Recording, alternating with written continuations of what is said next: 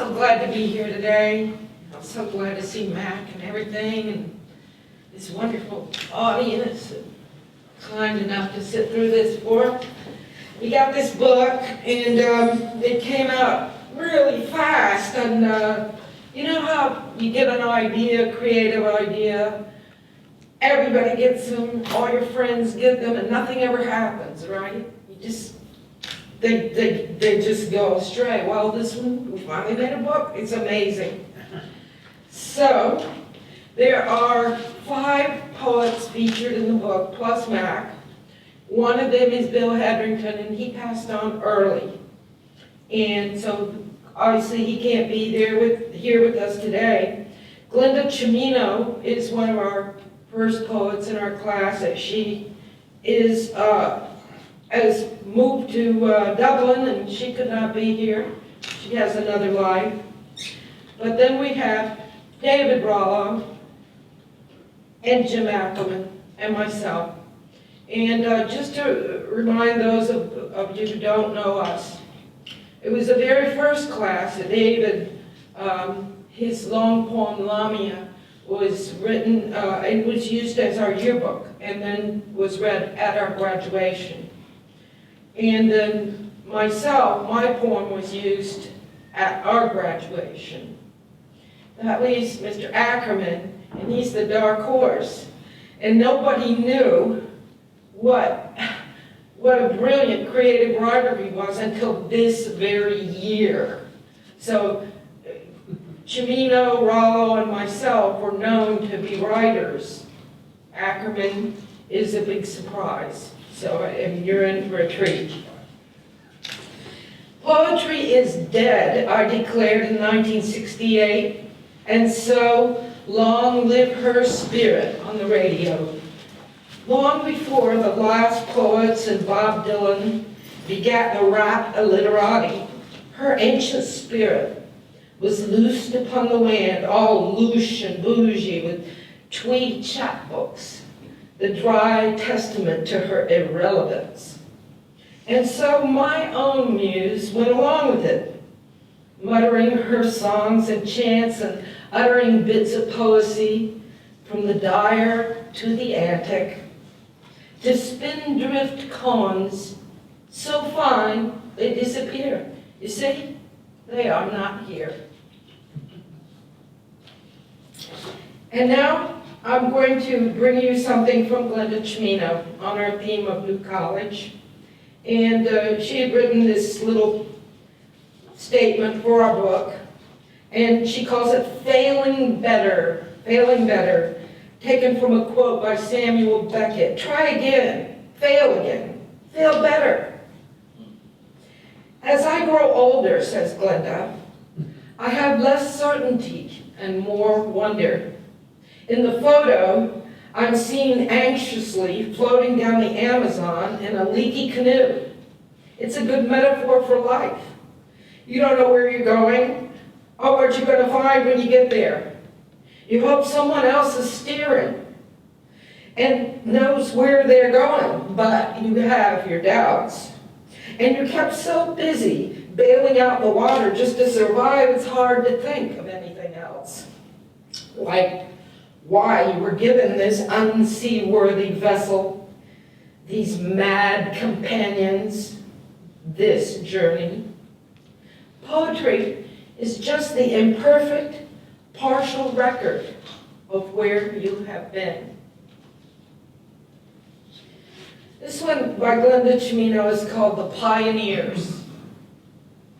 It was risky business, all those first-class minds in confrontation under the quixotic palms of that hurricane-haunted paradise. Not unlike the pioneers before us, Creeks and Cherokees, surviving native purges, turning Seminole to survive. Runaway slaves, taking a chance on finding a whole new life down the mosquito-ridden tracks and trails of the colony the Scots called Sarasota. Old man Edwards stumbled home from the Civil War to die in his hand-hewn cabin on Sarasota Bay. The son he called A.B. quit school at just 14 to survive out there with the snakes and the gators. He had a vision under the palm trees in lianas of swampy groves become a proper town with its own new college, worn as a proper crown. Now, A.B.'s unschooled dream is found ensconced upon his old home ground. The pink marbled mansion on the bay, the one Charles Winwood dreamed into place. A proper mate for Brother John's museum to catch the rays of the setting sun. As we move ever closer to the past, we salute those pioneer spirits who were there at the beginning. They knew how to dream big. They knew what it meant to go first.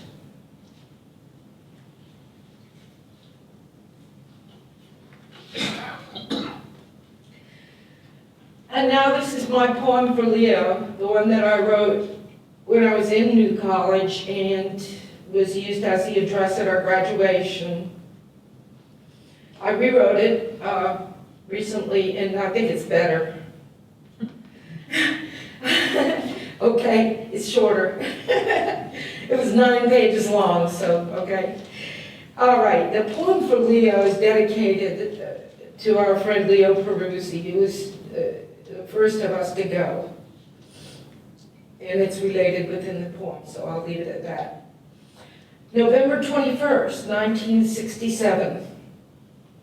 I caught myself the other day addressing a letter to sanity and wondering if I can win this game if I play by the right rules.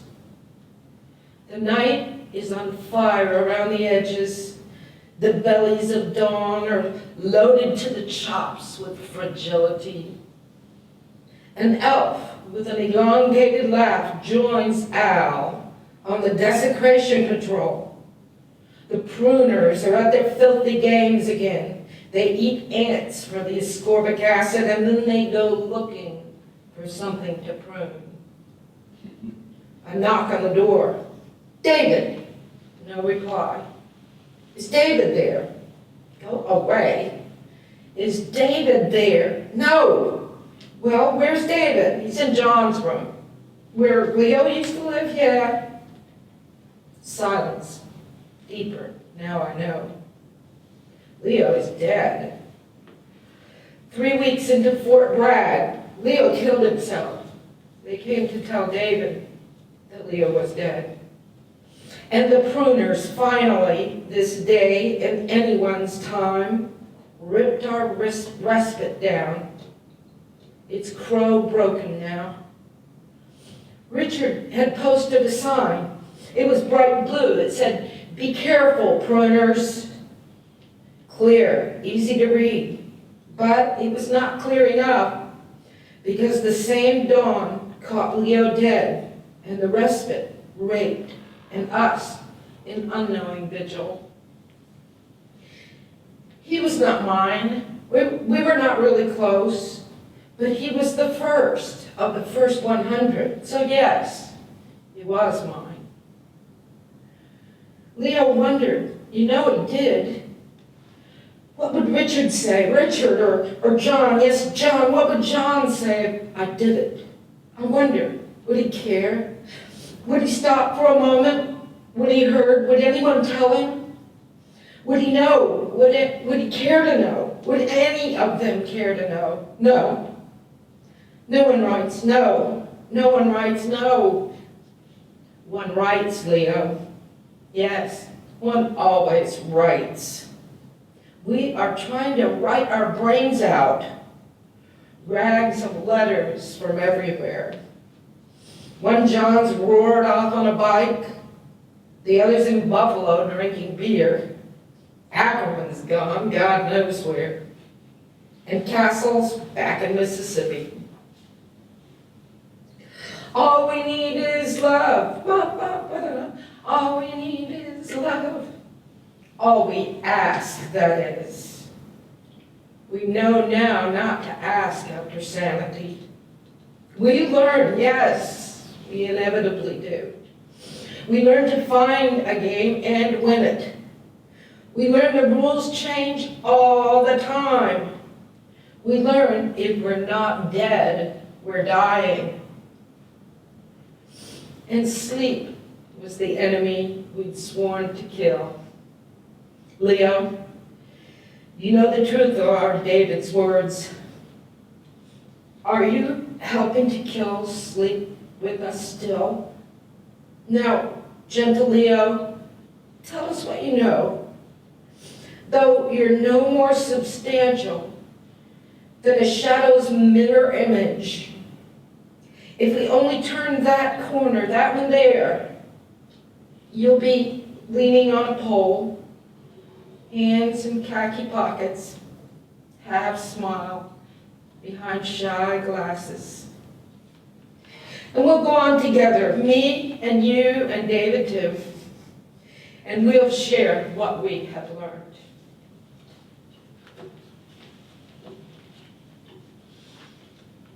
And that's that one. Well, I thought I ought to do something a little more lighthearted, as Max says. You know, some of this is just so dire. And now I'm going to jump around and I'm going to have to quote David Barallo, who has made a wonderful video in which he commented that he had carried around a sheaf of my poems for years and read them to everyone.